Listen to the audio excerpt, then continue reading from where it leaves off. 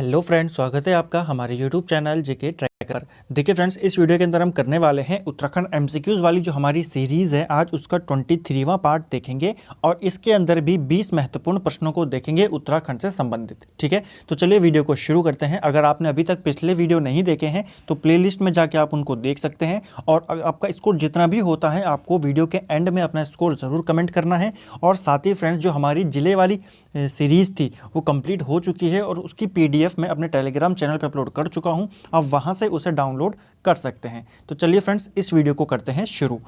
अपना score comment box में ज़रूर बताएं। पहला क्वेश्चन है आज का, क्रिकेट खिलाड़ी उन्मुख चंद किस जनपद से संबंधित है? देखिए, ऐसे प्रश्न पेपर में कई बार बन जाते हैं खेल और खिलाड़ी को लेकर। ठीक है, कई बार उनका खेल पूछ लिया जाता है और कई बार उनका जो जनपद है वो पूछ लिया जाता है। तो उन्मुख चंद जो हैं ये पिथौरागढ़ के निवासी हैं। ठीक है, ये आपको ध्यान में रखना है। 2012 में इन्हीं की कप्तानी में भारत ने अंडर-19 विश्व कप जीता था। ये आपको ध्यान में रखना है। ठीक है, और ये कहाँ से है? पिथौरागढ़ से हैं। ऐसे ही आपको एक बार पेपर में आ चुका है कि महेंद्र सिंह धोनी, ऐसा प्रश्न बना था कि इनमें से कौन सा खिलाड़ी है जो उत्तराखंड से संबंधित है। ठीक है, टेस्ट खिलाड़ी, तो वो कौन थे? महेंद्र सिंह धोनी, क्योंकि धोनी का जो संबंध है वो अल्मोड़ा से है। ठीक है, उनका जन्म भले ही रांची में हुआ था लेकिन जो मूल निवासी हैं, वो जो उनके पिता या उनके दादा लोग थे वो अल्मोड़ा के ही हैं। ठीक है, एक और खिलाड़ी आती हैं क्रिकेट की, वो है एकता बिष्ट और ये उत्तराखंड की प्रथम अंतर्राष्ट्रीय खिलाड़ी हैं। कौन? एकता बिष्ट। ठीक है, ये भी क्रिकेटर हैं, महिला क्रिकेट है। ठीक है, महिला क्रिकेटर हैं और ये अल्मोड़ा से आते हैं। और उत्तराखंड की अगर आपको पूछा जाएगा प्रथम अंतर्राष्ट्रीय खिलाड़ी कौन है, तो वो कौन है? एकता बिष्ट। ठीक है, एक और चीज़ फ्रेंड्स, देखिए उत्तराखंड खेल नीति की घोषणा कब की गई थी? तो उत्तराखंड खेल नीति की घोषणा 2015 में की गई थी। ठीक है, और पिछले साल 2019 में उत्तराखंड जो क्रिकेट एसोसिएशन है, क्रिकेट एसोसिएशन ऑफ उत्तराखंड, उसको BCCI से मान्यता मिल चुकी है। कब मिली थी? अगर डेट पूछेगा तो 13 अगस्त 2019 को BCCI ने मान्यता दे दी थी उत्तराखंड की जो क्रिकेट एसोसिएशन है। और साथ ही आपको याद रखना है, उत्तराखंड से BCCI में उपाध्यक्ष बनने वाले प्रथम व्यक्ति कौन है? तो वो है महिम वर्मा। ठीक है, महिम वर्मा ये क्रिकेट एसोसिएशन ऑफ उत्तराखंड के सचिव थे, लेकिन अब ये कौन है? ये अभी BCCI के उपाध्यक्ष हैं। ठीक है, और एक और चीज़ 2021 से संबंधित ये प्रश्न है कि जो 38वें राष्ट्रीय खेल होने हैं वो कहाँ होने हैं? 38th नेशनल गेम्स ये होने हैं उत्तराखंड में 2021 में। ठीक है फ्रेंड्स, चलिए अगला प्रश्न है, टिहरी बांध की झील का आधिकारिक नाम क्या है? तो टिहरी बांध की जो झील है उसका आधिकारिक नाम है स्वामी रामतीर्थ सागर। उसको सुमन सागर भी बोला जाता है, लेकिन जो उसका ऑफिशियल नेम है वो ऑफिशियल नेम स्वामी रामतीर्थ के नाम पे रखा गया है, स्वामी रामतीर्थ सागर। ठीक है, स्वामी रामतीर्थ कब आए थे उत्तराखंड में? ये 1902 में उत्तराखंड में आए थे और 1906 में इन्होंने जो भिलंगना नदी है उसमें समाधि इन्होंने ले ली थी। आप मुझे कमेंट करके ये बताएं कि स्वामी रामतीर्थ जब उत्तराखंड आए तो कीर्ति शाह ने इनके लिए एक भवन बनाया था, उस भवन का नाम क्या था? ठीक है, वो हम हमारी वीडियोस में पहले कवर कर चुके हैं।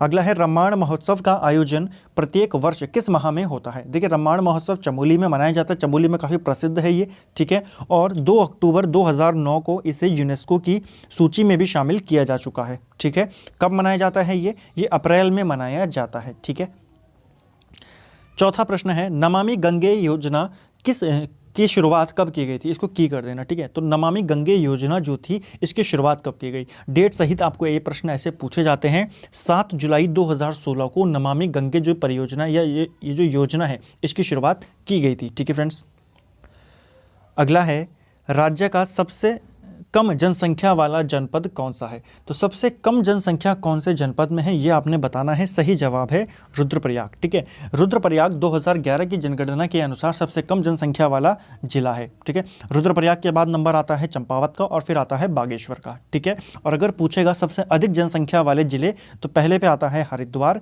दूसरे पे आता है देहरादून और तीसरे पे आता है उधम सिंह नगर।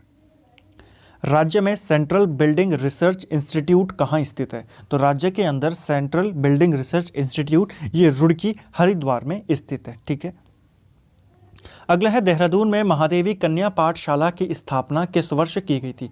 देहरादून में है, आपको प्रश्न पूछा जाएगा महादेवी कन्या पाठशाला कहाँ स्थित है? ये देहरादून में है और देहरादून में इसकी स्थापना की गई थी 1902 में। ठीक है फ्रेंड्स, अगला है कुमाऊं की चित्रकला पुस्तक के लेखक कौन है। देखिए कुमाऊं की चित्रकला या फिर कुमाऊं पेंटिंग्स भी आपको पूछा जा सकता है। कुमाऊं पेंटिंग्स किताब के लेखक कौन है, तो इसके लेखक हैं यशोधर मटपाल, ठीक है। और अगर पूछा जाएगा गढ़वाल पेंटिंग किसकी किताब है, तो गढ़वाल पेंटिंग जो है वो बैरिस्टर मुकुंदी लाल की है। और अगर पूछा जाएगा गढ़वाल पेंटिंग को अंग्रेजी भाषा में किसने लिखा, तो गढ़वाल पेंटिंग अंग्रेजी भाषा की जो किताब है वो है वी आर्चर की, ठीक है।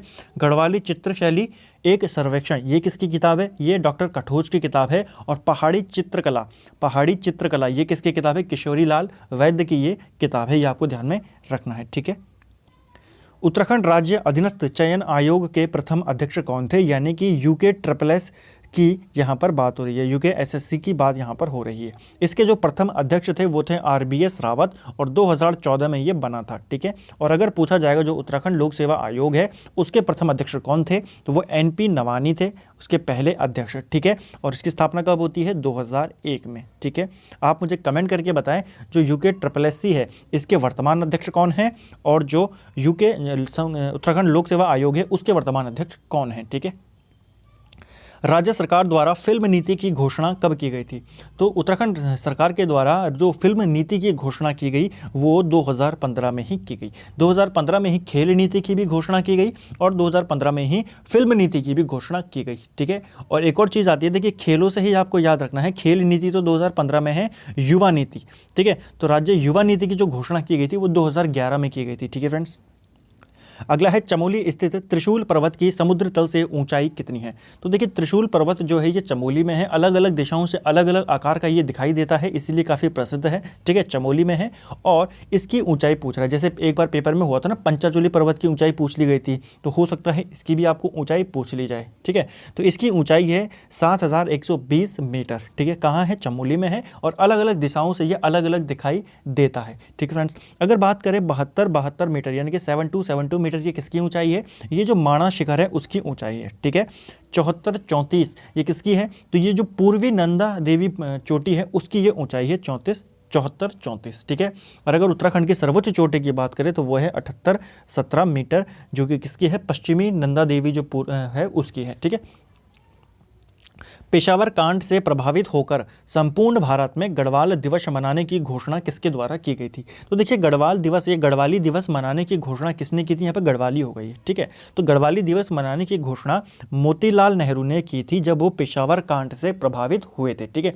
23 अप्रैल 1930 को पेशावर कांड होता है और इसी से प्रभावित होकर मोतीलाल नेहरू ने गढ़वाली दिवस मनाने की घोषणा की थी, ठीक है। अगला है सर्वप्रथम विक्टोरिया क्रॉस प्राप्तकर्ता दरबान सिंह नेगी का संबंध किस जनपद से है। देखिए सबसे पहले जो विक्टोरिया क्रॉस मिला था वो दरबान सिंह नेगी को मिला था 1914 में, ठीक है। फिर 1915 में गब्बर सिंह नेगी को मिला।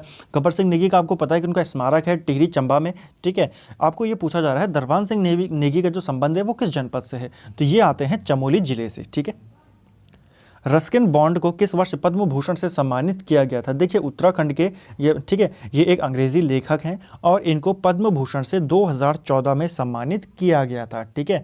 रस्किन बॉन्ड की बात करें तो इनका जन्म 1934 में होता है और साहित्य अकेडमी पुरस्कार से इन्हें 1992 में नवाजा गया था, ठीक है।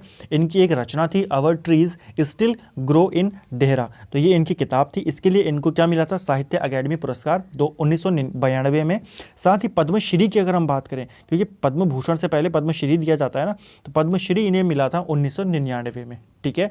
और अगर एक प्रश्न ये भी पूछा गया था पेपर में कि रस्किन बॉन्ड द्वारा जो इनका प्रथम उपन्यास था वो कौन सा था, तो रूम ऑन द रूफ जो है वो इनका प्रथम उपन्यास है, ठीक है। अगला है प्रसिद्ध पर्यटन स्थल चौकोड़ी कहाँ स्थित है। देखिए चौकोड़ी चाय के बागान भी है यहाँ पर, और ये कहाँ स्थित है, ये स्थित है पिथौरागढ़ के अंदर, ठीक है, चौकोड़ी नामक स्थान। उत्तराखंड में शिवालिक श्रेणियों के दक्षिण में स्थित भ्रंश रेखा को क्या कहा जाता है, तो उस रेखा को क्या कहा जाता है, देखिए उत्तराखंड में शिवालिक श्रेणियों के दक्षिण में जो स्थित है भ्रंश रेखा उसको बोला जाता है हिमालयी अग्र भ्रंश रेखा, ठीक है फ्रेंड्स। ऑप्शन सी इसका राइट आंसर होगा। चमोली के घाट नामक स्थान पर नंदाकिनी नदी में किस नदी का संगम होता है, तो घाट नामक जगह पर नंदाकिनी में एक नदी मिलती है जिसका नाम है चुफलिया नदी, ठीक है। ऑप्शन डी इसका राइट आंसर है। हंसा मनराल को किस वर्ष द्रोणाचार्य पुरस्कार से सम्मानित किया गया था, तो हंसा मनराल को द्रोणाचार्य पुरस्कार से 2001 में सम्मानित किया गया था। ये किस खेल से संबंधित है वो आप मुझे कमेंट करके ज़रूर बताएं, ठीक है फ्रेंड्स, अपने स्कोर के साथ। अगला है नंदकोट, त्रिशूली, नंदा घुघुटी के ग्लेशियर या हिमनद निम्न में से किस नदी को जल देते हैं। तो ये सारे जो ग्लेशियर ये किस नदी को जल देते हैं ये यहाँ पर बताना है। ऑप्शन बी राइट आंसर है, विरही नदी को। ठीक है, विरही गंगा या विरही नदी को। अंतिम प्रश्न है, निम्न में से कौन सी नदी हिमानी से नहीं निकलती है। हिमानी यानी कि ग्लेशियर से। इनमें से कौन सी नदी है जो ग्लेशियर से नहीं आती है। पश्चिमी रामगंगा, आपको पता है ये कहाँ से आती है, दूधातोली श्रेणी से ये आती है। ठीक है, आप इसको ऑप्शन एलिमिनेट करके भी कर सकते थे। जैसे आपको पता है पिंडर नदी कहाँ से आती है, पिंडारी ग्लेशियर से। अलकनंदा कहाँ से आती है, तो अलकापुरी बांक ग्लेशियर से ये आती है। भिलंगना नदी खतलिंग ग्लेशियर से आती है। तो तीनों नदियाँ ग्लेशियर से आ रही हैं, एक ही नदी बचती है, यानी कि ये कहाँ से आ रही होगी, ये किसी अन्य जगह से आ रही होगी। ये आ रही है दूधातोली श्रेणी से। ठीक है फ्रेंड्स, तो फ्रेंड्स ये था हमारा इस सीरीज़ के 20 महत्वपूर्ण प्रश्न इस वाली वीडियो के। उम्मीद है आपको क्वेश्चंस अच्छे लगे होंगे। क्वेश्चन अच्छे लगे हैं तो वीडियो को लाइक ज़रूर करें, शेयर ज़रूर करें और चैनल को अगर अभी तक सब्सक्राइब नहीं किया है सब्सक्राइब करें और बेल आइकन को ज़रूर प्रेस करें और अपना स्कोर कमेंट बॉक्स में ज़रूर बताएं। Thank you friends.